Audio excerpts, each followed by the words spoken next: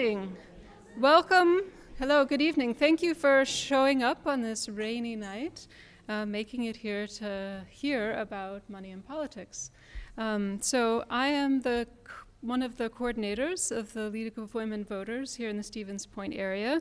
I just want to say a few words about the League, and then I'll turn things over to Suzak to introduce our speaker.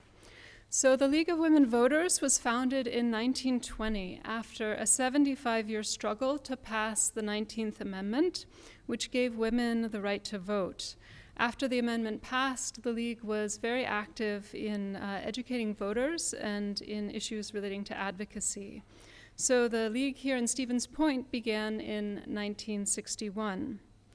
In addition to voting rights advocacy, the League of Women Voters encourages informed and active participation in government, works to increase understanding of major policy issues, and we try to influence public policy through education and advocacy.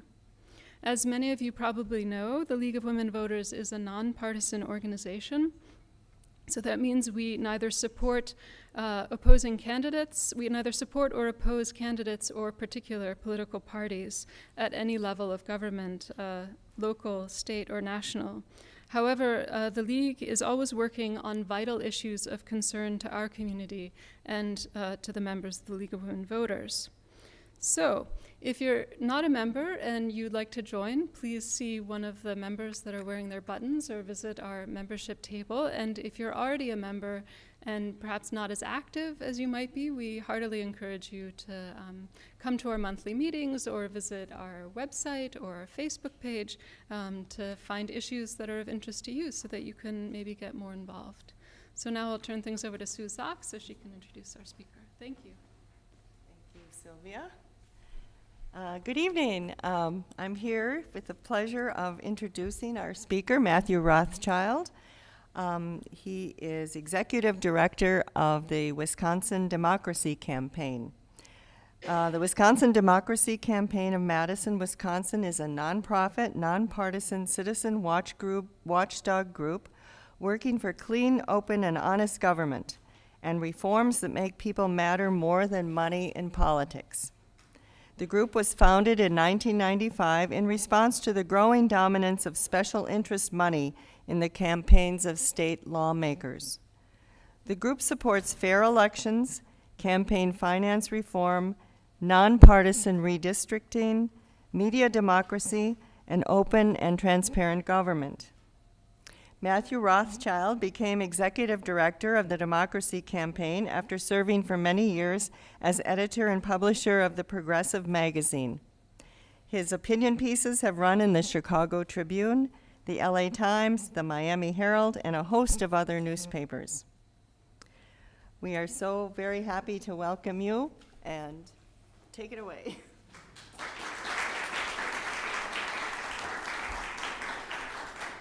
Thank you, Sue, for that sweet introduction and for doing all the logistics to make this event happen.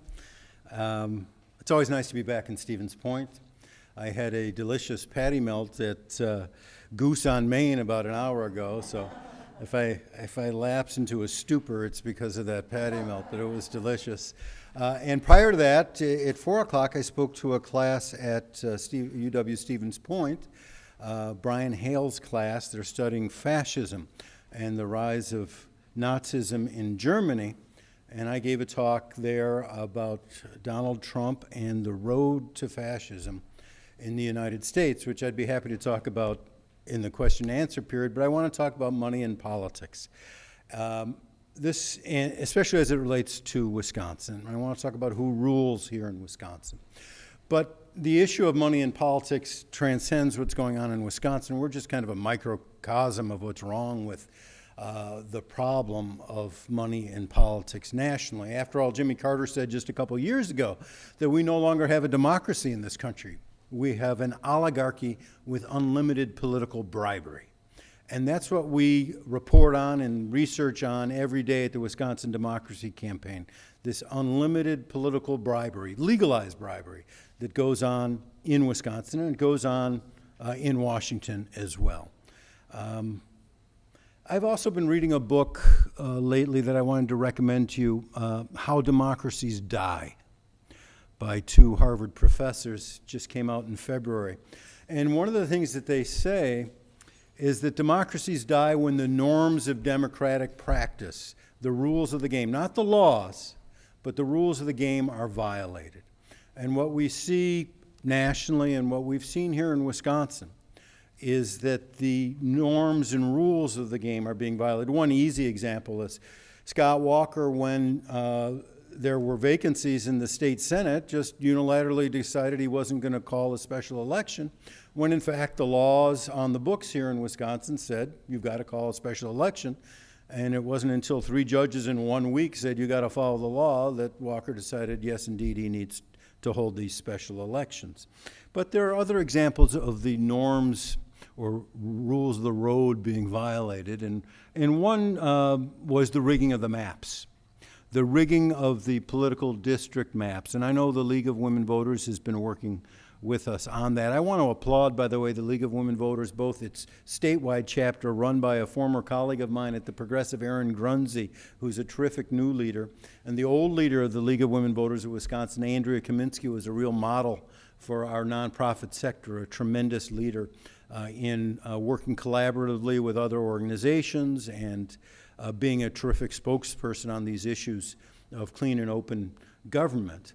And I also want to say, before I get into the maps issue, that I commend the League of Women Voters of the Stevens Point area for being around since 1961, I guess it was, and also the other chapters. I am invited to a lot of League of Women Voters chapters all over the state, from Washburn, down to southeastern Wisconsin. And I am very impressed with the grassroots work that the League of Women Voters does in your own communities. And this is the best kind of educational work and political work to do, just to educate your fellow citizens, your neighbors, your friends, your colleagues, the people you exercise with, the people you worship with. If you worship, that's how you really get across to people, rather than having campaigners parachute in from God knows where.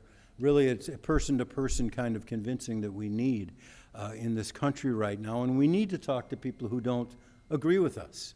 Because the art and essence of politics is, number one, to get your own people out, but number two, to convince some of the people who don't already agree with you that your view of what is right and just and fair and beautiful and democratic, small d, is the way things should be. And if we don't talk to people who don't agree with us, we are not going to get anywhere, really. And it's just not true that everyone who doesn't agree with us is flying a Confederate flag or a Nazi flag, God forbid. So I do think it's really important to talk to other people in your community, people who know you, and understand where you're coming from. That's how persuasion at its best happens, not by propaganda, but just by talking and convincing people, and both rationally and also appealing to what's best about this country and what's best about justice and fairness and democracy. So the maps, this really got me, this redistricting issue. And, the issue of gerrymandering and banning gerrymandering was an obscure issue for a long time, and I thought only the most esoteric or geeky people would really be interested in this question of the maps. But it turns out it's a really popular issue right now. About once a month in Madison at the farmer's market there, I get up on a ledge, we have a table, and I hector people as they walk by, sign this petition to ban gerrymandering in Wisconsin. I got 200 signatures in 2 hours. I mean, people were lining up just to sign this petition to ban gerrymandering in Wisconsin. And why is it so important? Well, one, we need fair representation. I mean, our founders fought a revolutionary war for fair representation, and we don't have it right now in Wisconsin. Let's look at how these maps were rigged in 2011. The Republicans who gained power wanted to keep power. And since they won power in all branches of government in 2010, they were able to do things whichever way they wanted. And so what they wanted to do was to secure their stranglehold on power. And so this is how they did it. Rather than drawing the maps in public, in the Capitol, since it's a public duty of the legislature every 10 years to draw maps, they went across the street from the Capitol into the Glass Bank on the square there and into the cushy law offices of Michael Best and Friedrich and drew the maps in private and in secret in a room that became known as the map room. And in the locked map room, they hired a computer specialist and scholar who could gerrymander a district without it looking like a salamander. Because after all, the word gerrymander comes from Governor Gerry in Massachusetts, who drew maps that looked like a salamander, and so came the name gerrymander. So they could cleverly redraw the maps by gathering people's political demographic data and moving a line here and moving a line there, and make it out that with these redrawn maps, the Republicans would have a high probability of gaining more seats. And so they actually had 9 incarnations of maps that they drew, one more aggressive than the other. And I think they took the second most aggressive map, the 8th map, and rammed it through. And this has occasioned, of course, a lawsuit to the U.S. Supreme Court, which is still pending, actually. It's going back to the lower courts now for more testimony. And I'm impressed by the new filings by the plaintiffs here in Wisconsin who want to pursue this. I'm not hopeful that the U.S. Supreme Court is constituted right now and may be constituted with another justice soon, or may not, will rule in the favor of the plaintiffs in that case, but they're making a great case. And so that was one way things have been rigged. They've also been rigged in other ways.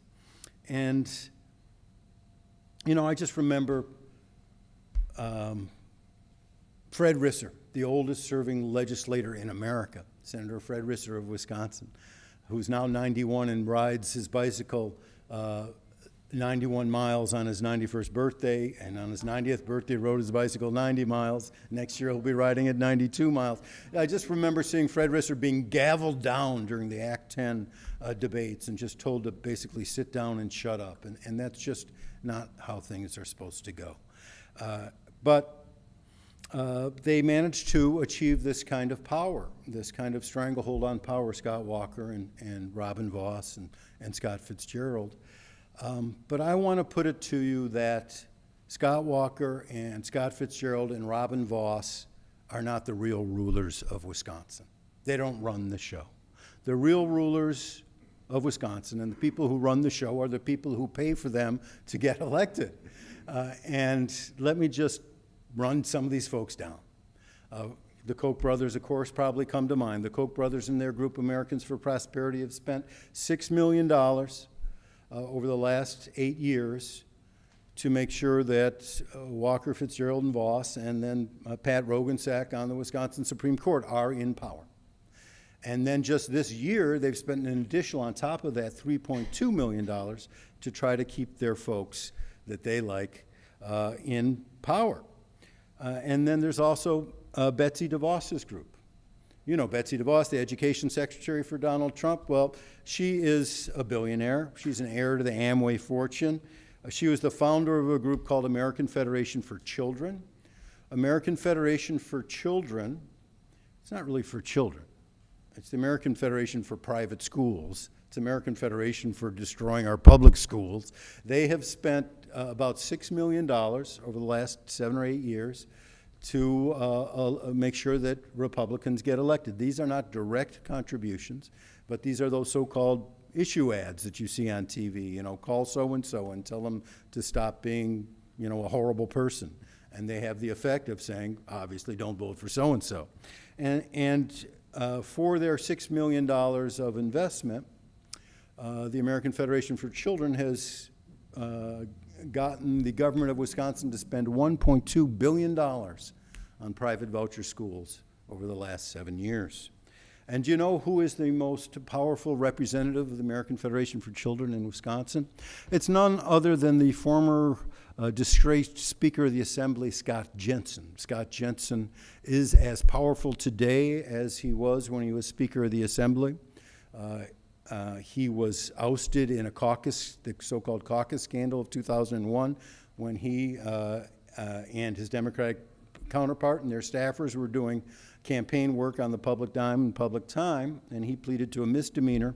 But, you know, there he is today walking down the halls of the Capitol with Betsy DeVos' saddlebags full of money, and he is very influential in using that money in the last several weeks of a campaign to slime whatever candidate he doesn't like and the American Federation for Children and the private school voucher lobby doesn't like.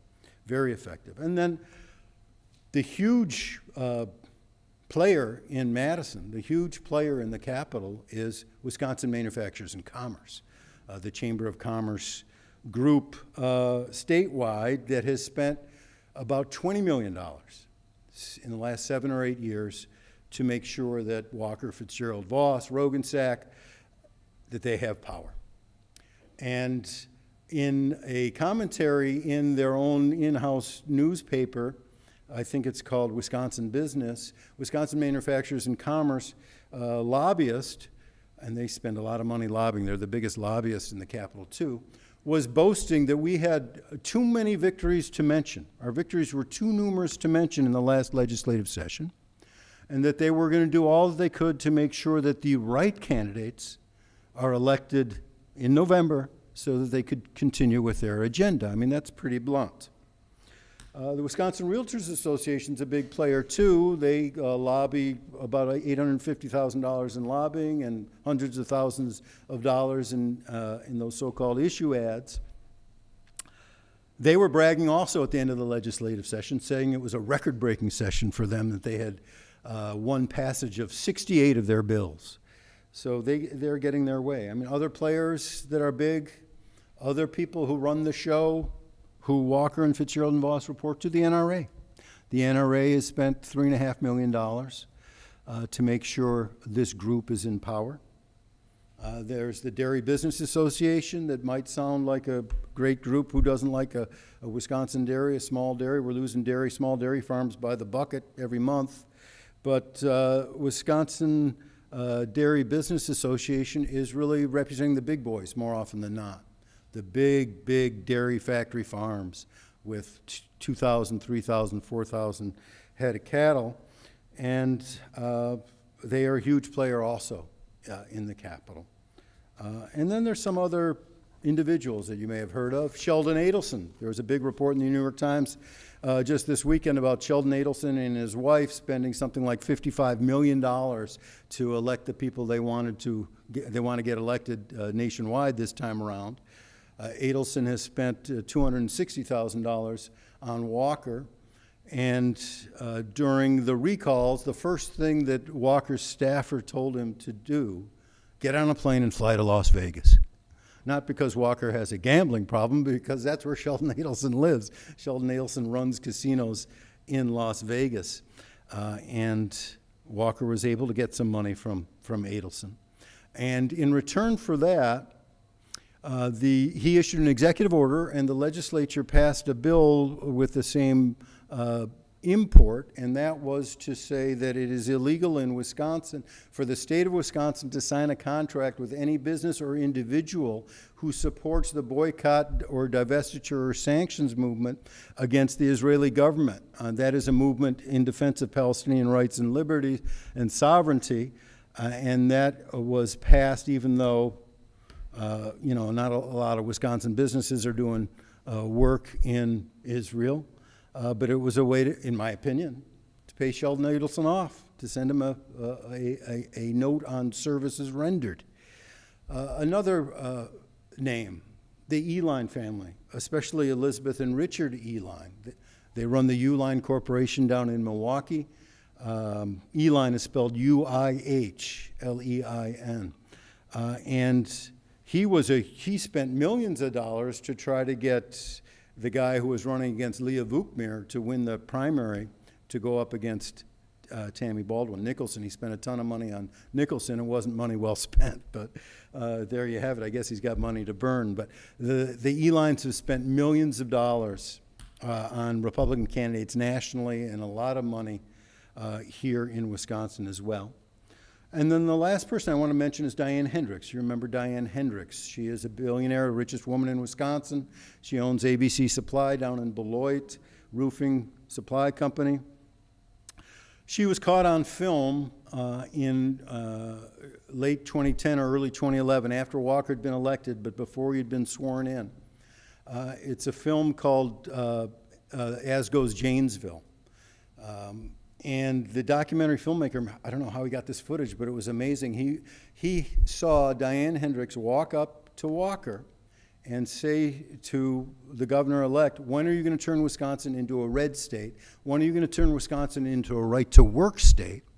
And Walker infamously responded, first we're going to divide and conquer. And that's exactly what Walker did. Again, violating the norms by dropping a bomb, in his own words, on the people of Wisconsin. And he divided public sector workers from public sector workers first, because he exempted firefighters and police from Act 10, the anti-labor union law.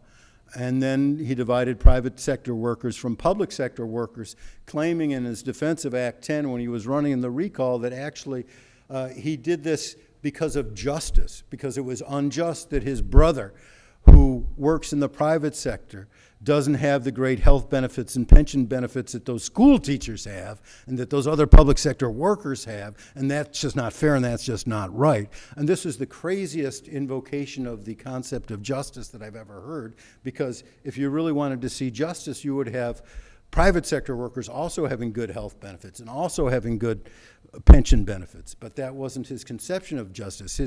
His very cramped conception of justice was that we should be in a race to the bottom, and none of us should have any benefits. Then we'd all be equal, and then that would be just. That's not my view of what is just. So there's really a sick symbiosis here. I mean, he paid off Diane Hendrix. He did exactly what she told him to do. He divided and conquered and turned Wisconsin into a red state, and then turned Wisconsin into a right-to-work state.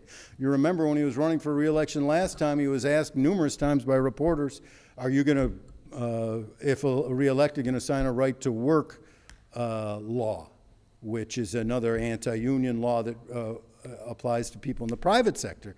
And he said, no, don't even ask me the question. It's way off topic. It's never going to happen. It's never going to get on my desk. Well, the second it got on his desk, he took out his pen and he signed the sucker. So that, again, was a misdirection and a violation of the norms.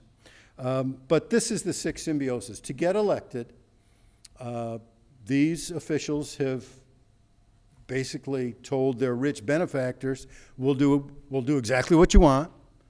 And so when they get into office, they did exactly what the benefactors wanted, and then they get more money from the same benefactors. And around it goes. And we're seeing that happen right now.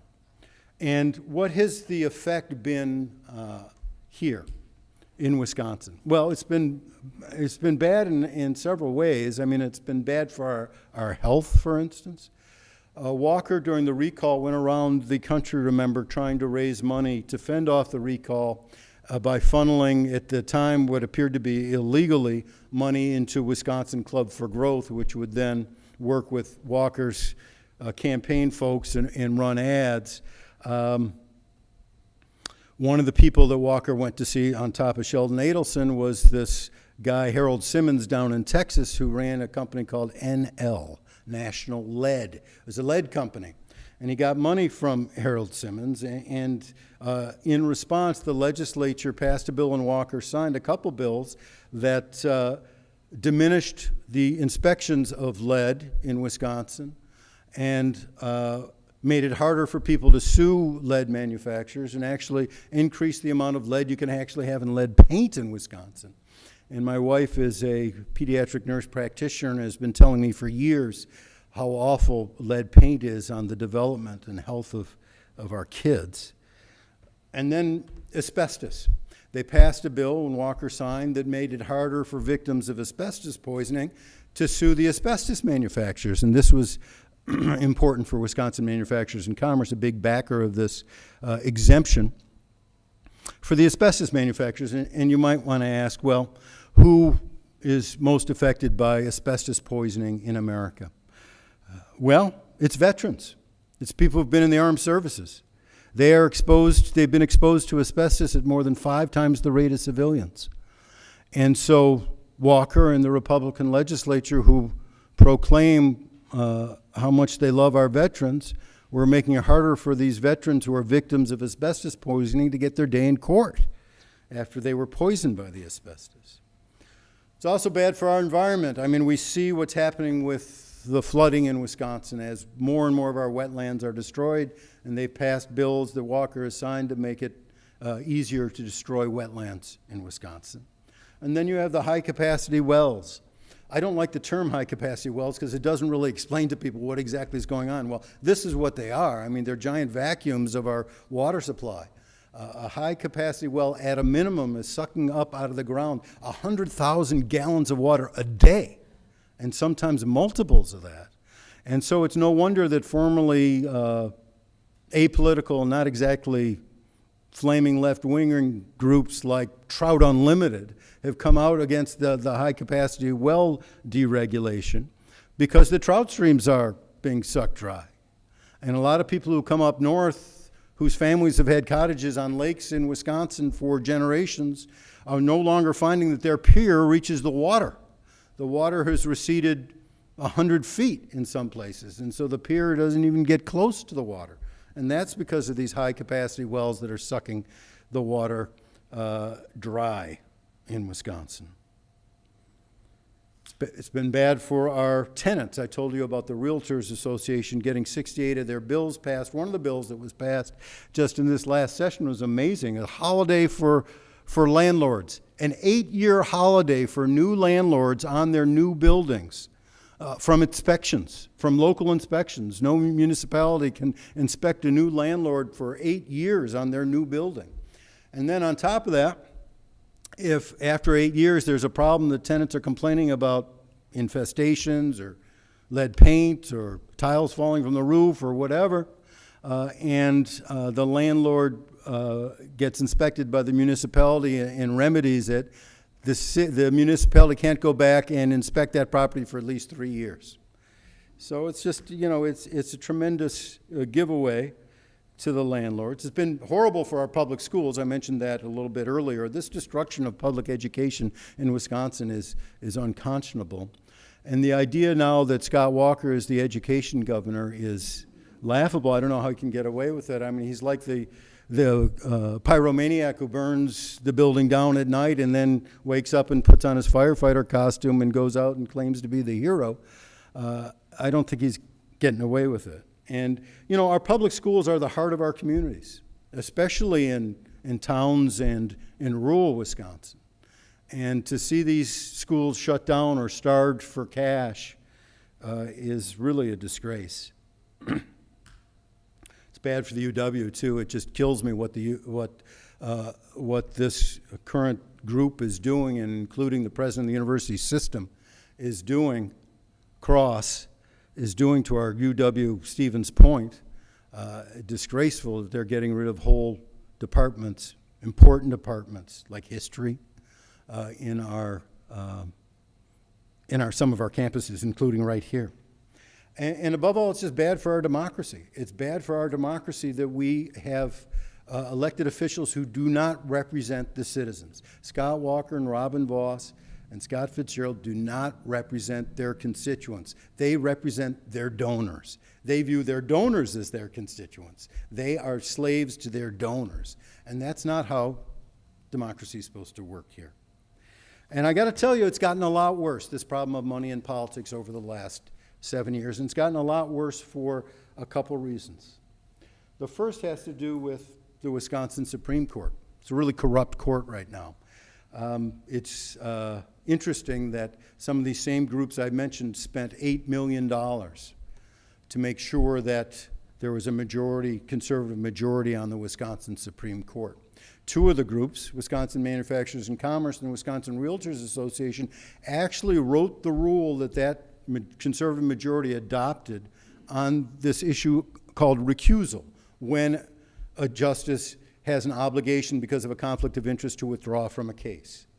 The U.S. Supreme Court has a much tighter rule than Wisconsin has. The U.S. Supreme Court says if a party before you has given you a decisive amount of money in your election, you need to get off that case.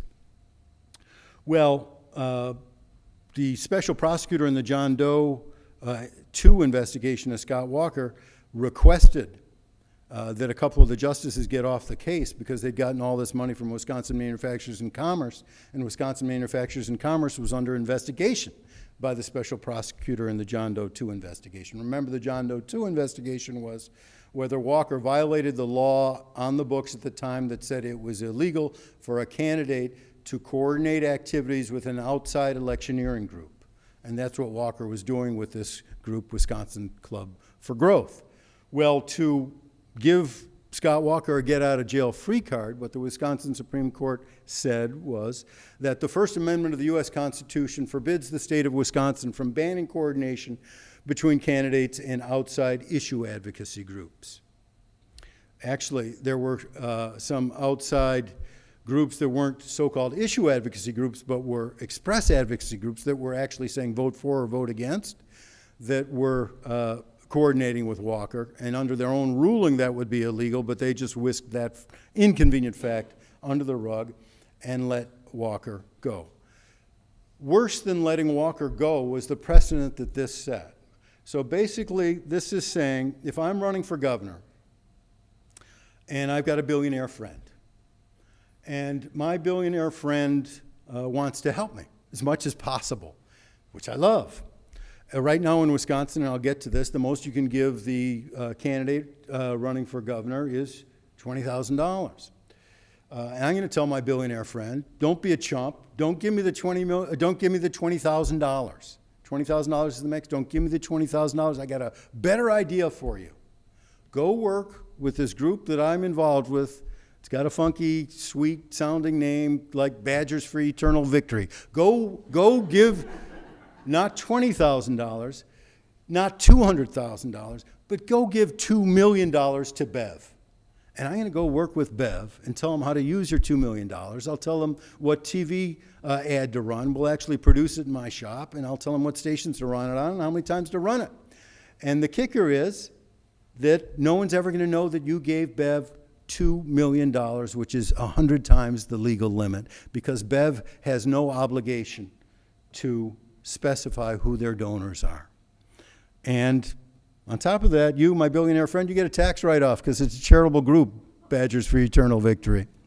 So that makes a mockery of the ostensible purpose of the law in Wisconsin that requires two things: a limit on how much individuals can give directly to candidates and the requirement for disclosure. So it's just kind of the wild, wild west right now in Wisconsin. You can give just ridiculous amounts of money to outside groups, and that's thanks to the Wisconsin Supreme Court. The other problem was the legislature. The legislature in November 2015 did a horrible rewrite of our campaign finance law. I was in the state Senate gallery at 10 o'clock, from 10 to midnight, actually from 7 o'clock to midnight, the night that they were voting on this thing. And bless his heart, Rob Coles, a Green Bay Republican senator, was the only Republican to vote against this horrible rewrite of our campaign finance law. He was quoted in the paper the next day saying, you know, my mother always hated corruption and money and politics. You know, sometimes when you do the right thing, your mother or father are in your ear, whether they've been dead for decades. God bless them. And so Rob Coles, my hat's off to him for this. And this is an issue that should transcend party. This is what the legislature did, though. First of all, they completely threw out the preamble to Chapter 11. Chapter 11 is the law on campaign finance. It's a bankrupt law now. That's what we think of when we think of Chapter 11. But there is a beautiful preamble to the old Chapter 11 saying that too much money in politics is corrosive of our democracy. We need total disclosure if our democracy is going to function properly. All that got thrown out. And I was there when Democratic senators would rise and just say, you know, you can have the rest of this rewrite that you want, but at least keep these beautiful words and these high ideals. Boom, it went down. But substantively, it did a few terrible things. First of all, it doubled the limit that individuals can give directly to political candidates. The limit used to be for governor $10,000. Now, as I said, it's $20,000. Well, it's ridiculous that it was ridiculous when it was $10,000, which is a crazy high amount. It's even more ridiculous that it's $20,000. I mean, who among us here can write a check? Who among us, watching this on community TV can pull out their checkbook and write a check for $20,000? On top of that, it's totally out of line with what goes on federally. If you like your candidate for president, you know how much money you can give to your favorite candidate for president? It's $2,700. Is being governor of Wisconsin 7.5 times more important than being president of the United States? I mean, that's just ridiculous. And so, rich and poor alike in Wisconsin can now give $20,000 to their favorite candidate. Another horrible thing it did, and poor Fighting Bob LaFaw, the founder of the Progressive magazine, the great governor and senator and leader of the progressive movement in Wisconsin, he's going dizzy in his grave right now because this legislature, and Walker signed the bill, lets corporations for the first time in more than 100 years give directly to political parties and to legislative campaign committees. $12,000 a throw they can do. And these legislative campaign committees, it's like the Senate re-election campaign committee of the Democrats, or the Senate re-election campaign or election campaign of the Republicans. They all can get, each of those can get $1,200. And the Assembly Democrat campaign committee can get $1,200. And the Republican Assembly campaign committee can get $12,000. And a lot of corporations are doing it. They're throwing their money. Some are playing both ends. Some are giving $12,000 to the Democratic Party of Wisconsin or the Republican Party of Wisconsin. It's amazing. The third thing is that there is now no ceiling on the donations that individuals, super rich individuals, can give to political parties. Now, it used to be that the limit was $10,000. So that was it wasn't a specified limit, but there was an aggregate limit in Wisconsin. The most you can give during a campaign is $10,000. If you want to give $10,000 to Jim Doyle, you can't give a penny to the Democratic Party of Wisconsin. You can't give a penny to whoever your favorite is for state senator or state assembly. You're done. Once you spend $10,000, you've maxed out. Well, it's hard to max out these days. Partly because of the U.S. Supreme Court decision in the McCutcheon case of 2014, which said aggregate limits like this are unconstitutional. I get that. I disagree with it tremendously. This poor Republican who'd already spent $385,000 or something on candidates around the country was somehow being restrained because he couldn't spend $386,000 or $485,000 or whatever. But leaving that aside, okay, they had to rewrite the law in Wisconsin to be in tune with the U.S. Supreme Court, but they could have imposed a limit. They could have said, well, it's $10,000 like it used to be, or since they were crazy getting out their Dublin cube, they could have said it's $20,000. Instead, they tore down the limits. The sky is the limit now that individuals can give to political parties. As a consequence, Diane Hendrix has given $1 million to the Republican Party of Wisconsin. And a rich philanthropist liberal in Milwaukee has given $1 million to the Democratic Party of Wisconsin. So you might say, well, it equals out. It's all right. Well, look, that's not how our democracy is supposed to work. Our democracy is not supposed to be a tug of war between a couple billionaires on the left and a couple billionaires on the right. I mean, in our democracy, we're all supposed to have an equal tug on the rope. And we know we don't have an equal tug on the rope. Everyone in this room knows it. I mean, I think everyone in this state knows it. We do not have equality in the political arena because of the problem of money in politics. It's just as simple as that. Well, it's a pretty grim picture, but I don't lose hope. I want to give a couple reasons why I don't lose hope here in Wisconsin. The first is that in 131 communities, but not in Stevens Point, I want to do some recruitment here, 131 communities in Wisconsin have passed resolutions by overwhelming margins saying that we want to amend the U.S. Constitution to say once and for all that corporations really are not human beings and that money is actually not the same thing as speech, and thereby getting rid of the Citizens United decision in 2010 that said corporations are persons and can spend unlimited amounts of money to tell you who to vote for. And it's actually shorthand. It's not just the Citizens United decision. It's the McCutcheon decision. It's the Wisconsin Right to Life decision versus FEC. But those are contemporary decisions. Actually, there's a whole edifice of bad Supreme Court decisions. I think I write about it in the newsletter there from the book, We the Corporations, There's 150 years or more of bad U.S. Supreme Court decisions as regards corporate power and corporate rights. And the only way really to have our democracy work fundamentally as it's supposed to is to overturn all those precedents. And there's only one of two ways to do that. Either you hope and pray that you get a better president who believes in doing that, who can then appoint because some justices die or retire and get a majority on the U.S. Supreme Court to overturn all those decisions. Seems unlikely to me, and it's not a permanent fix. Or you go for the permanent fix, which is to pass this amendment. And Wisconsin, we should be proud of ourselves here in Wisconsin because we are a leader in this movement. And this movement is being led by a great group called Wisconsin United to Amend. Wisconsin is second only to Massachusetts in the number of communities that have passed this resolution. And it passes in places that aren't liberal. It passed in Waukesha, red Waukesha by 69%. It passed in other places like Monona by 94% or something crazy.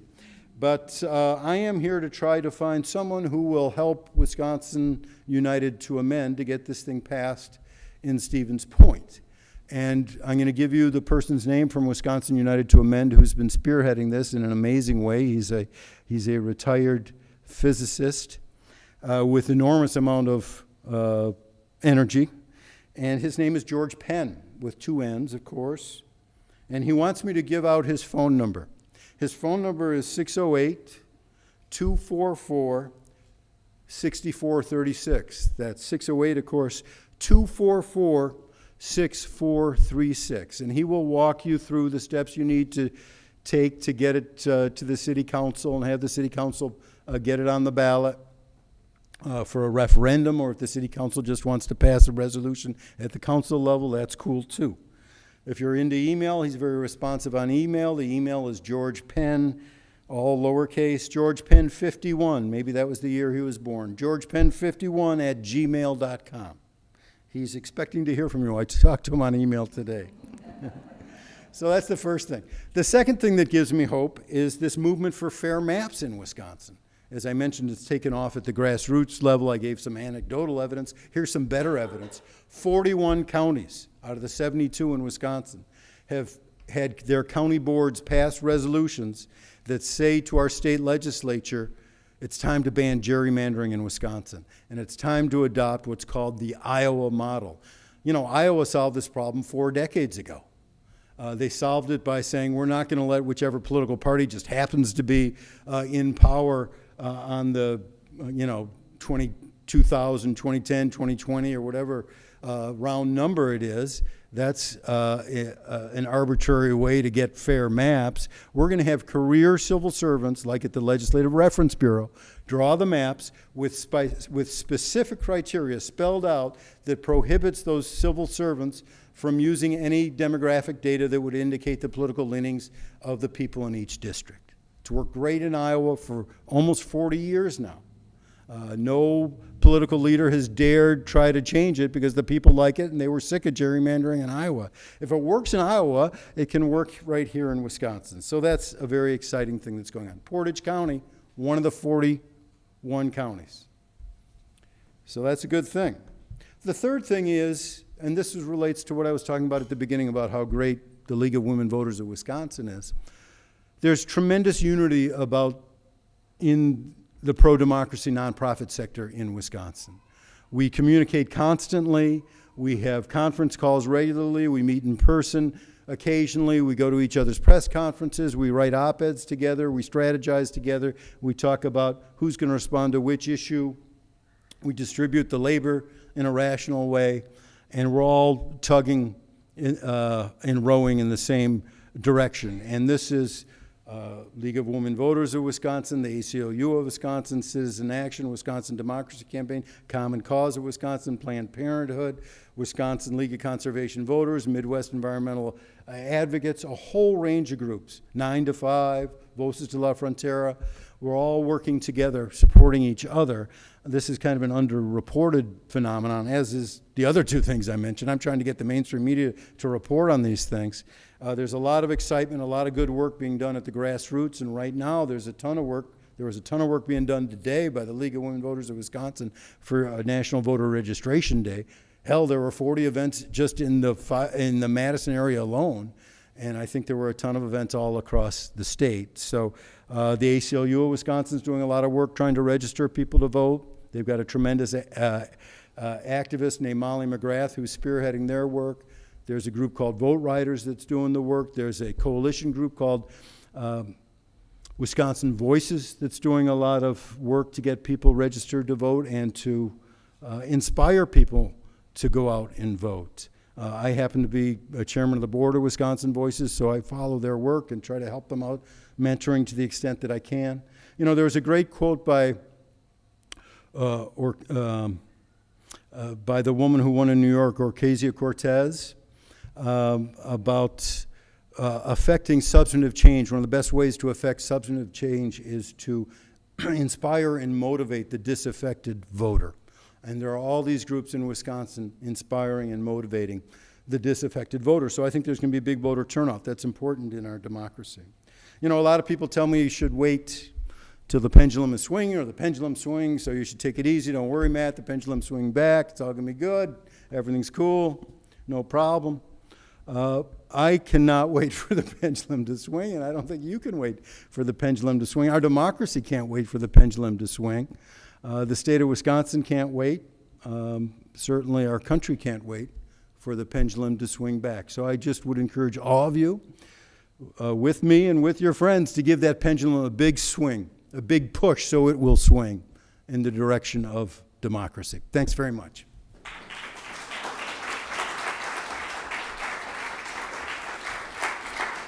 And I'm happy to take questions on any and all subjects. I'm not going to endorse candidates or tell you who not to vote for. I have a question. Crazy Foundation, what do they mostly? Well, the Bradley Foundation is a good point. I should have mentioned them. They're a huge factor here. They're a tremendously large funder. The Bradley Foundation out of Milwaukee, of right-wing groups, media groups and think tanks in Wisconsin. Right Wisconsin with an R is something that they funded. They fund Wisconsin Institute for Law and Liberty with Rick Essenberg, who's a really smart lawyer down in Milwaukee, but files a lot of lawsuits that are opposed to a lot of things that I believe in. And they fund think tanks, all sorts of things. MacGyver Institute they fund, for instance. We have something on our website. Our website is wisdc.org. We have something on our website called Influence Peddler. We give an award, a highly prestigious award, for the Influence Peddler of the Month. And the Bradley Foundation has been a recipient, as has Americans for Prosperity and American Federation for Children, and Wisconsin Manufacturers and Commerce, and Diane Hendrix and a few other folks. But the Bradley Foundation is a big figure in this. And let me recommend two books on this overall problem of money in politics. Both of which, or one anyway, mentions the Bradley Foundation in some detail. That is Dark Money. Dark Money by Jane Mayer, M-A-Y-E-R. And the other book is Democracy in Chains by Nancy McLean. She came and spoke to our annual meeting down in Madison this spring. She teaches at the University of Virginia. Both of those are about the long-term effort by the Koch brothers, a decades-long effort. What we are seeing now is the fruits of a decades-long effort by the Koch brothers, the Scaife Foundation, the Bradley Foundation, the Coors Foundation, a whole bunch of other super wealthy individuals and foundations that have schemed and plotted in secret about how to take over the country. And don't take it from me, take it from Charles Koch. He said within the last year that they've succeeded more in the last 5 years than they have in the last 50. And so they are reaping what they sowed. And it's important to examine all of that. It's quite illuminating, both those books. Yeah. So first of all, thank you for coming to speak with us. Your pleasure. I wonder if you can, maybe it's too difficult to generalize, but to get inside the psychology of these benefactors, as you say, what is it that's really motivating them? Is it power? Is it the idea of their own personal empire? What causes the disconnect between individuals and... Well, I mean, it's profit primarily, and also ideology. The profit thing is, And this is the main deal.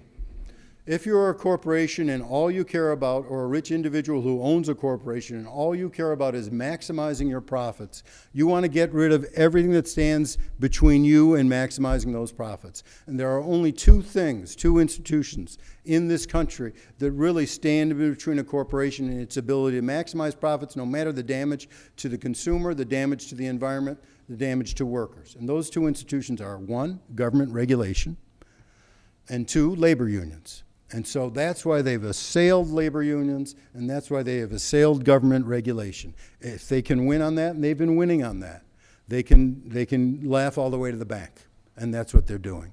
And the other is ideological, like Sheldon Adelson supporting everything that the right-wing government of the state of Israel does, and wants to make sure that whoever he sends his millions to will advocate for that position.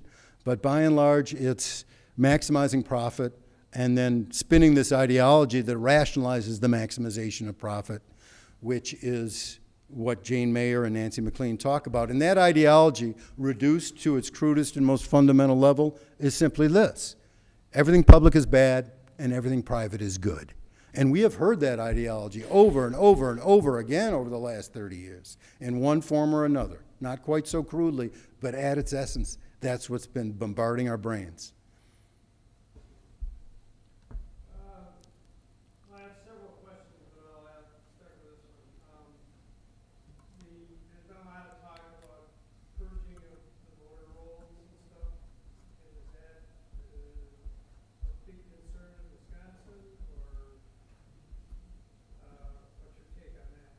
It's not a huge concern for me in Wisconsin, voter purging.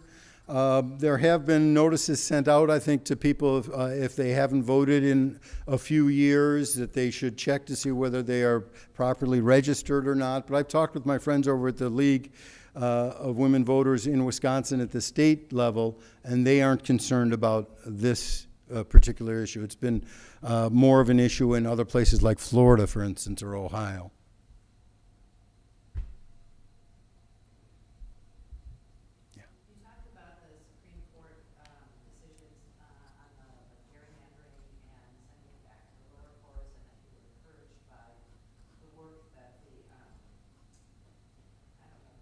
The plaintiffs, yeah.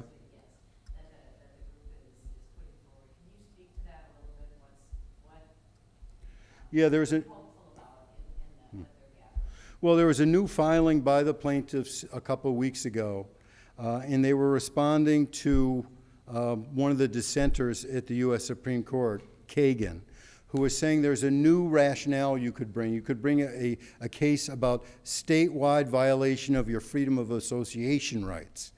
Because of the rigging of the map. So Democrats everywhere in Wisconsin were penalized and had their rights of freedom of association violated because of this rigging of the maps. And it was a clever argument that she made, and the lawyers aren't stupid. They picked up on it right away and made that argument in addition to their other arguments that they had made the first time around. They'll have her vote, I'm sure. They had her vote already. But I'm not optimistic that they're going to prevail at the U.S. Supreme Court just because there's a conservative majority and might increase. I am hopeful with this grassroots movement in Wisconsin. We don't have to wait for the U.S. Supreme Court. We can solve the problem in January if we can get enough elected officials on board with banning gerrymandering in Wisconsin. And by the way, if you haven't received a copy of this leaflet, 10 questions for candidates in Wisconsin. I've got copies up here. These are the things that we are urging candidates who are running for state senate or state assembly or governor or lieutenant governor to consider. These are questions, you know, not only banning gerrymandering in Wisconsin, but correcting those problems of our campaign finance rewrite that I delineated, and also about amending the U.S. Constitution. So I think this is a leaflet that you might find interesting. And also I have a couple newsletters left from the group, which I send out every other month. Why is the Republican Party and Scott Walker so supportive of bringing Foxconn? Well, you know, Foxconn This Foxconn issue is interesting because whenever I get northwest of Milwaukee County or Dane County anyway, or Racine, Kenosha County, people, at least impressionistically, and granted I get audiences that are self-selecting, but people don't like Foxconn that much. And so the polls are kind of almost even with a little bit tipped negative against Foxconn, at least the latest Marquette poll.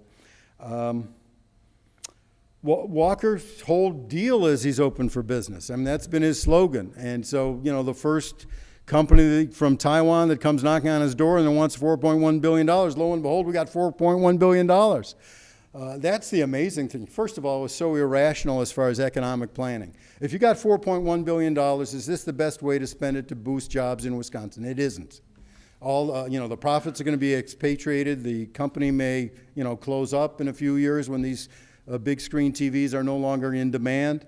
There must have been a better way to spend that $4.1 billion. But on top of that, we've been told, budget after budget after budget, the cupboard's bare. There's no money for you. There's no money for roads. There's no money for schools. There's no money for nothing.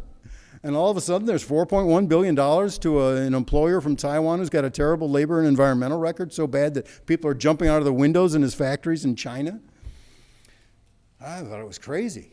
But, you know, Walker thought it was going to be a feather in his cap.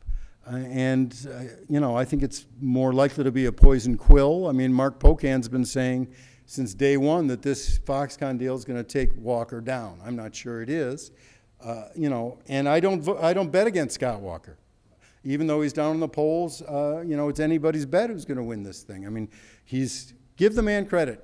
He's a decent politician, not morally, but tactically. He knows how to win elections. He gets his people out. He's got more money than God. And, you know, he works and works and works to try to get reelected. He'll do anything to get reelected. And so I'm not convinced that he's going to lose. But I do think Foxconn is trouble for him. Schools are trouble for him. Healthcare is trouble for him. The roads are trouble for him. And Trump is trouble for him.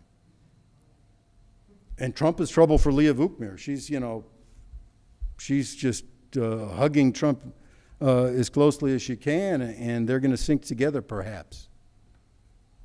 There might be some similarities between Trumpism and fascism. Well, this is the talk.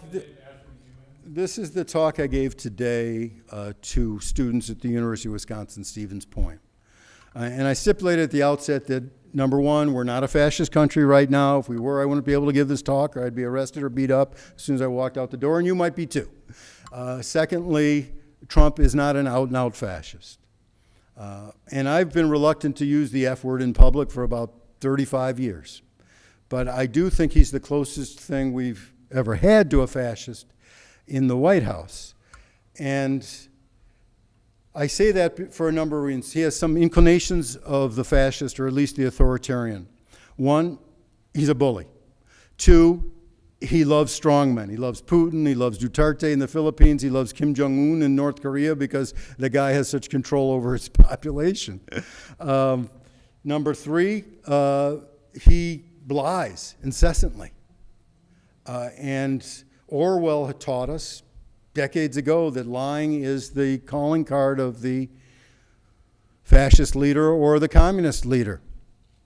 The calling card of Hitler, the calling card of Stalin. And on top of that, two things. He traffics in racism. Racism is another standard stereotyping of the fascist. He's a racist. That's undeniable. I mean, he wouldn't rent his apartment to blacks. He wouldn't. The Justice Department cited him and his company for that. He led the birther movement against Barack Obama. He villainized the Central Park Five in New York. These 5 black men who were falsely accused of rape, and then even after they were exonerated, he kept saying they were guilty. And he kicked off his campaign by scapegoating Muslims and Mexicans. And then he, after Charlottesville, right after Charlottesville, when neo-Nazis and white supremacists are walking the streets of the United States with Nazi flags and Confederate flags and chanting, "Jews will not replace us," he had the bad judgment to say, or the sympathy with those far-right, horrible people to say that some of them are good people. And so the fact that he's racist, I think, is undeniable. So you combine racism with this other thing, ultranationalism, and you got some serious problems. Ultranationalism is one of the classic symbols of the fascist. George Mossey, the great UW-Madison historian, no longer alive, wrote a couple books on fascism, and he underlined that ultranationalism was a central part of this. Other scholars of fascism, like Roger Griffin at Oxford, has underlined how important ultranationalism is. And Trump cops to the plea. I mean, he calls himself an ultranationalist. And what is that cap? That Make America Great Again cap, that slogan, MAGA, other than an appeal to people's sense of beleaguered and bereaved and betrayed patriotism. And that appeal has been a central appeal of Mussolini and Hitler and Franco and Pinochet. So that is the similarities that I see. The problem is, and let me point you to another book, this book, How Democracies Die, talks about some of the other elements that Trump embodies. In How Democracies Die, they say, gradually a country can fall into a fascist or authoritarian state. And it happened in Italy, and it happened in Germany, where both came to power essentially legally. And it may be happening now. You know, we have immigrants who are being detained. Here in Wisconsin, a lot happened over the last few days. Immigrants grabbed from kitchens in restaurants in Madison.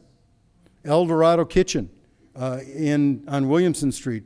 ICE went in there. They didn't notify the local police like they were supposed to. They didn't notify the mayor. They didn't notify the Dane County executive or the sheriff. They just went in there and grabbed this guy. It's gotten so bad in Madison that I found out last night that a Madison middle school teacher had to follow the bus home to make sure that kids, when they got home, if their parents had been taken in the meantime, that they wouldn't have nowhere to go and collapse.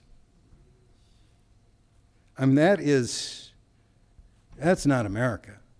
And we need to wake up to this fact. I mean, Milton Mayer, University of Chicago professor now dead, who wrote a great book, They Thought They Were Free, about the Germans during the Third Reich.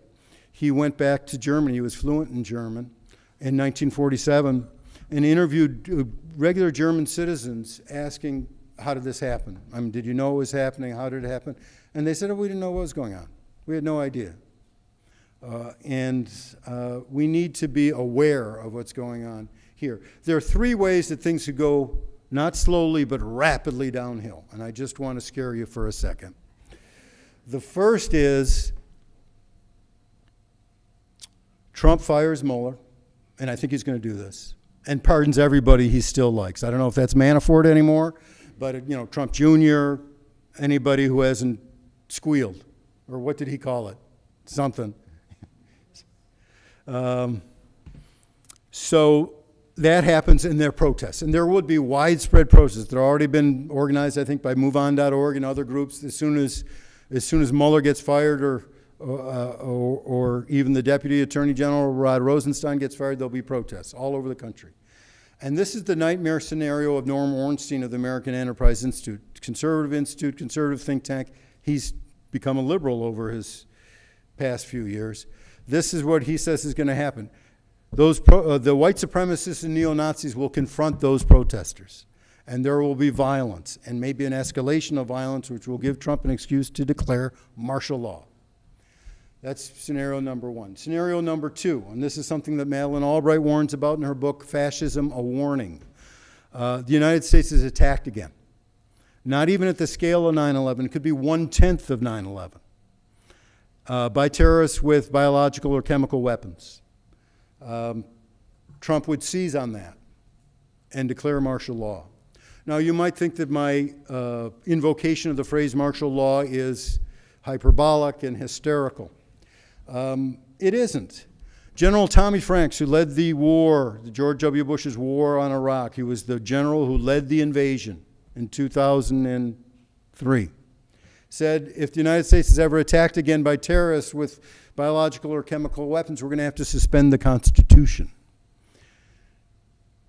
A couple months later, another general said the same thing. General Wayne Downing, who was Condoleezza Rice's deputy at the National Security Council, was quoted in the Washington Post in about paragraph 29, saying, if we're ever attacked again by terrorists with weapons of mass destruction, we're going to have to declare martial law. There it was, in black and white, in print. You can look it up, you can Google it. Wayne Downing. So, when the generals talk in public about martial law, you can bet that their subordinates are drawing up plans for martial law. That's how the military works. If the generals are considering some scenario, their subordinates draw up plans for how to respond to that scenario. I guarantee you there are plans on the shelves in the Pentagon or Homeland Security for martial law. Don't take it from me, take it from Ted Koppel. You remember Ted Koppel, he hosted Nightline for many, many years. Ted Koppel gave a commencement speech at Berkeley in 2004 when he said, if we're ever attacked again by terrorists, there's going to be martial law. So I do think we need to take that threat seriously and notice how precarious our democracy is. You know, we think our system of checks and balances is so great. We're told about it in 7th grade and in high school social studies, if that's still taught. I'm not sure it can withstand this. And it's going to take some courage. It's going to take courage of all of us in this room. It's going to take courage of judges. It's going to take courage of our elected officials. And there are some elected officials who've stepped up, but not a lot. John McCain, bless his soul, stood up. A couple. Flake sometimes speaks up, but usually votes for Trump anyway. The authors of this book, How Democracies Die, says the Republican leaders had an obligation in 2016 to tell their followers to vote for Hillary Clinton. Such a threat was Donald Trump to our democracy. I do commend some conservative intellectuals or pundits like George Will and Jennifer Rubin for speaking out and denouncing the direction that this country is going in, and David Frum, who was a speechwriter for George W. Bush, even Morning Joe for speaking up. There need to be more people like that. Because the lesson of the 20th century is democracies can die in a hurry. Chile had a democracy for 100 years. It was the most vaunted democracy in all of Latin America, and it died in a night. Germany was the height of Western civilization, of art and literature and philosophy and science. And boom, it went. Fascism is a mass-based movement, and Trump has a mass base. His popularity never sinks below 35%. Not all of those people are fascists, but he has these white supremacists and neo-Nazis who love him and can be called upon in a crisis to defend him. And I guarantee you, if Donald Trump declared martial law tomorrow afternoon, tomorrow night Sean Hannity would be praising him for doing it on Fox News. I guarantee it. Do you think the average G.I. Joe would enforce the military takeover, or are they traitors? Well, it's interesting to know. My third scenario is that Trump is impeached and chooses not to leave. Says, come get me. You and what army? I've got the strongest military in the world. You remember what Stalin said when someone came up to him and said, the Pope doesn't like the way you're treating Catholics. He said, how many divisions does the Pope have? How many divisions does the U.S. Senate have? Or the House of Representatives or the Supreme Court? Trump's got the 82nd Airborne, the Marines, and everybody. The question is whether they would, as you were asking, or whether ICE would or Homeland Security would follow his instructions, or the FBI or whoever law enforcement is. I imagine some wouldn't. I don't think Secretary of Defense Mattis would follow an unconstitutional order. I already read that he already disobeyed one Trump order that he thought was unconstitutional. I'm not sure what the order was, but that came out when this anonymous op-ed ran in the New York Times. It wasn't in there, but it was in the follow-up discussion. So the Secretary of Defense wouldn't follow it, but he can be fired. I mean, there is a real hierarchy in the military that Donald Trump sits atop, and he'd find someone after he fires 1, 2, 3, 10 generals. He'll get the 11th one to do it, maybe. Maybe they all would defend the Constitution like they've sworn an oath to. But I imagine there's some that would obey the commander-in-chief, and I imagine there's some that agree with Trump.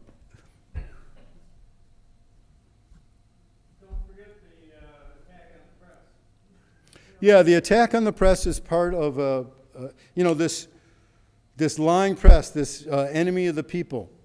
Enemy of the people is what Goebbels called Jews.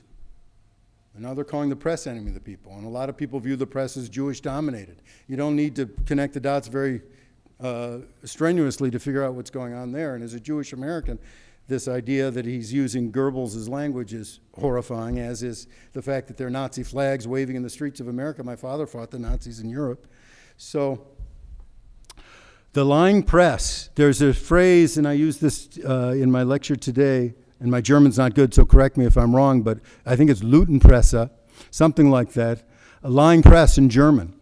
And some of Trump's neo-Nazi supporters are actually using the German phrase for lying press in the United States. And this attack on truth itself is another part of the fascist appeal that Orwell warned us about, and others as well. The former editor of the New York Times Book Review has a book called, the hell is it called? A new book out,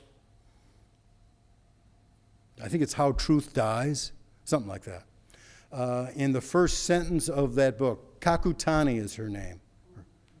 Michiko Kakutani has this book out, the first sentence of which is something to this effect, that the two most reprehensible regimes of the 20th century were predicated upon the assault on truth. And she was referring to Hitler and Stalin. So that was a very good question. No? So, yeah, I heard that, maybe this will be the last question, I don't know how much time we have, that Michael Bloomberg, who apparently has $50 million or $1 billion in the bank, is thinking about a run for an Democratic ticket. And would you see this as equally dangerous? I'd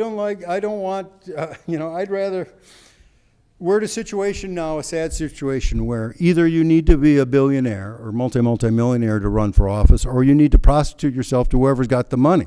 And this goes on both sides of the fence. You got to go suck up to the people who've got all the money so they can finance your campaign. And it's not about what your ideas are, it's about who's got the biggest checkbook or the biggest bank account or who's got the richest friends. And that's not the ideal of democracy by any stretch. Sue? I beg your pardon? The Progressive Caucus, Mike Buchanan, the Progressive Caucus, how are they doing? I'm sure they're raising money.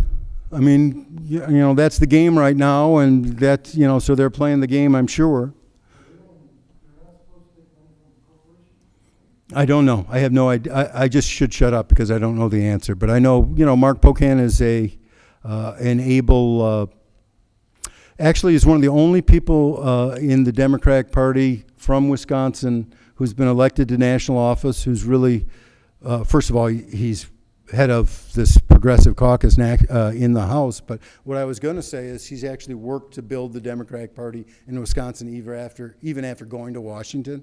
So I commend him just for that, ability. He also has an amazing ability to get along with people on all sides. I hear he's real good friends with Robin Voss. So, yeah. What's going around in my head is the fact that people vote against their best interests so often in supporting candidates that aren't really going to come back and help them with their health care and their and the environment and the schools, the quality of our public schools. And yes, it's the social issues that enter in, and so a voter who thinks that they believe in a certain social issue, that this candidate is, they'll maybe forego all these other things that they might realize this candidate isn't going to deliver for them.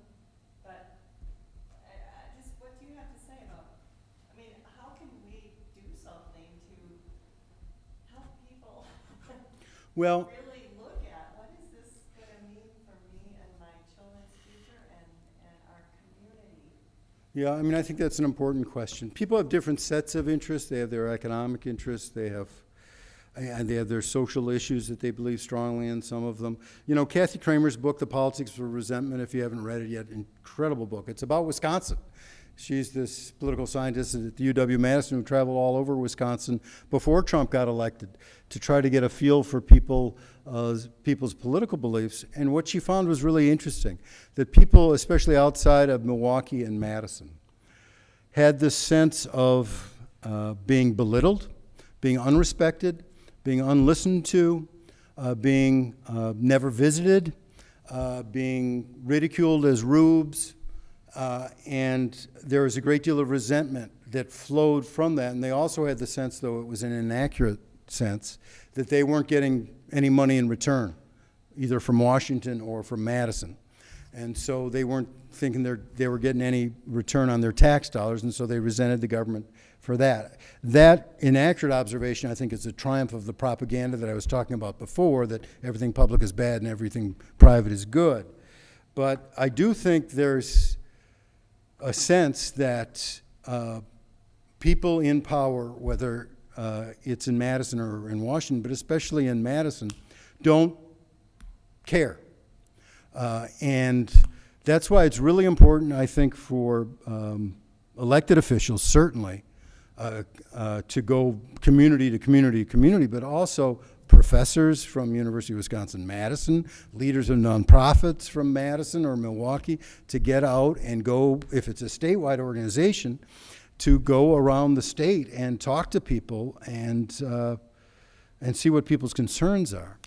But, you know, I think we need to find ways to communicate with people. As I said at the beginning, people who don't agree with us, who are open to or susceptible to rational conversation, or at least decent conversation, and try to find a way in. And that way in may be the roads and how horrible the roads are. The way in may be the destruction of the schools, or it may be the environment.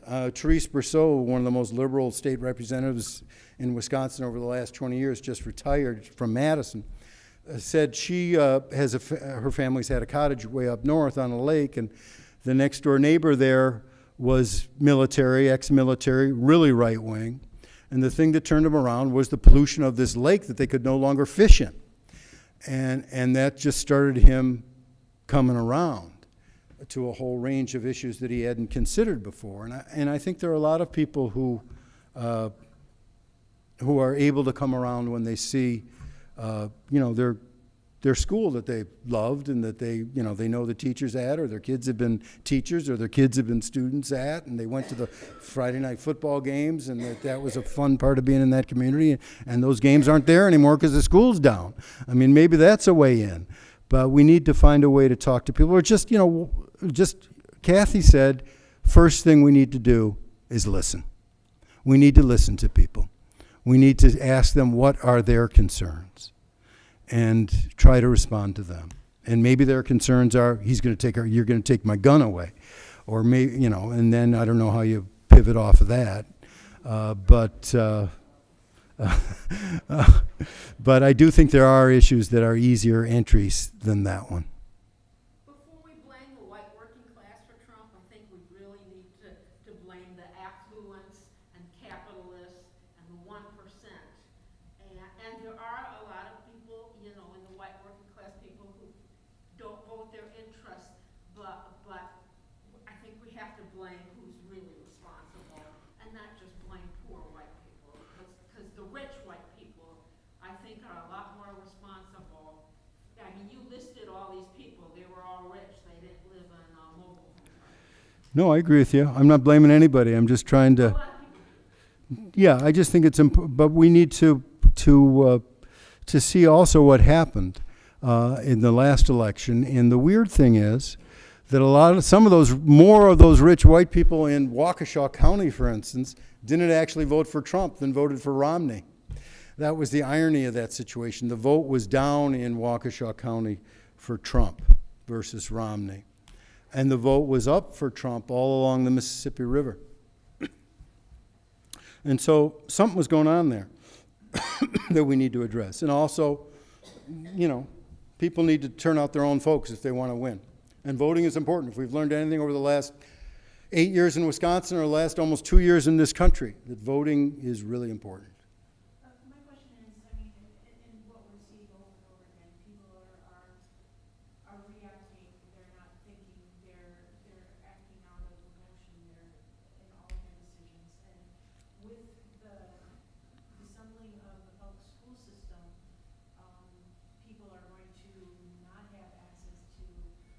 ways to develop critical thinking skills, which helps to determine how can we, do you have any suggestions on what we can do from a street level to combat that? Well, I mean, that's a real serious issue. And I do think this assault on the public schools and the assault on the University of Wisconsin system is an assault on the idea of critical thinking. They just want workers. That's all they want. And they're trying to turn the University of Wisconsin into George Mason University. And the other thing that you're getting to is this fact that, and I think you were getting to it too, we live in separate universes in this country, liberals and conservatives, especially true in Madison. I can be, if you're a liberal in Madison and you live on the Isthmus or the near west side like I did for 25 years, all my neighbors were super liberal. I went to work at a liberal place, the Progressive, or the Wisconsin Democracy Campaign. You know, I read The Nation and, of course, the Progressive and Mother Jones and in these times, and I watched Amy Goodman in the morning, and I could watch MSNBC at night and go to sleep and start all over again, and I'd go a week or more without bumping into somebody who disagreed with me. That's not healthy. And on the other side, you know, some people are hooked up to Fox like an IV tube for 24 hours a day and listen to Sean Hannity when they're driving around. And that's why we are in kind of separate universes. I mean, somehow we need to find a way to say to our neighbor or friend or family member or person we exercise with or play cards with or whatever it is, that, you know, why don't you just look at this? You know, something, or yeah, send them an article or just have a short article or have a conversation with them about something you agree with, their kids. I mean, I debated what's his name? A real far-right aide at the Capitol, who is Steve Noss's chairman of staff, campaign staff, or no, his staff director in the Capitol. Steve Nass's staff director. And this guy is a nice guy. He's far right, but I've debated him several times on TV or radio. I think it was radio. And I always ask him about his kids. His kids are hockey players. How are your kids doing? And then he asks, I just want him to know that there are some progressives who don't, have horns on their heads or aren't evil people.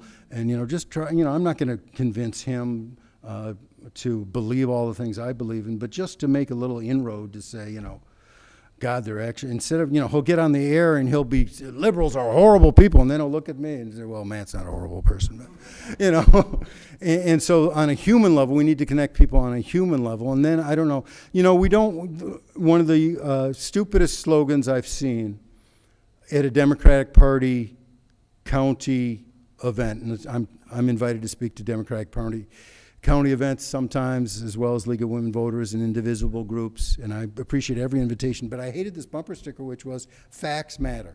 We're not going to be able to convince people on facts alone. We need to be able to speak to people about their most deeply held beliefs that are positive about what this country should be.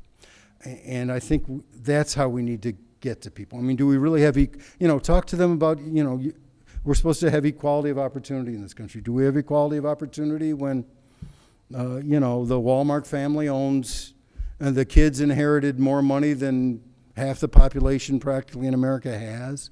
Those are conversations we can have with people. I mean, it's weird on this question of economic democracy. For instance, this was a triumph of propaganda, again, the so-called death tax, the estate tax. The estate tax, if we believed in equality of opportunity, we'd have a 100% estate tax. I'm not for that. I mean, I have kids too, but really after the first $6 million, which you can give to your kids for free, they really need the next million. But in poll after poll, people don't like the estate tax because either they think they're going to win the lottery or, I don't know. It doesn't make sense to me. Do you have a question? No, what I'm hearing, and being honest, local community, that's why the idea of the state tax would be able to properly, because people can only listen for 2 minutes. Yeah. Our attention span is shrinking. So you Yeah. want to get to them, and you never get. I mean, there is a problem with low information voters, but I think Obama got at that. He just, what was his slogan was hope and change. He wanted to give people hope. He knew people's situations were bad. And so he said, I basically was empathizing with people saying, we all need hope and your situation's lousy. I understand that. We're going to change that. And Trump, even with Make America Great Again, understood that people have in America a great sense of patriotism and they want the country to be great. I do think that McCain's daughter said it well at the funeral for her father that, the country has been a great country always, and before and she took a slap at, a veiled, not so veiled, slap at Trump, but at least those were but contrast that with what Hillary was saying, which was, what? It's her turn or better together or something that just didn't speak to people. So there are ways of communicating even in shorthand about how to make people's situation better or appeal directly to people. And I think the Republicans have been much better at that than the Democrats by and large. Look at the great speakers, Martin Luther King, Obama, Jack Kennedy, Bobby Kennedy. They would speak to really the highest values and the highest purposes of our country and really of humanity. And at that level, I think we need to talk to people too, rather than, here's a 3-pager on the estate tax, or here's my op-ed on the estate tax. I've written those op-eds, by the way. Thank you.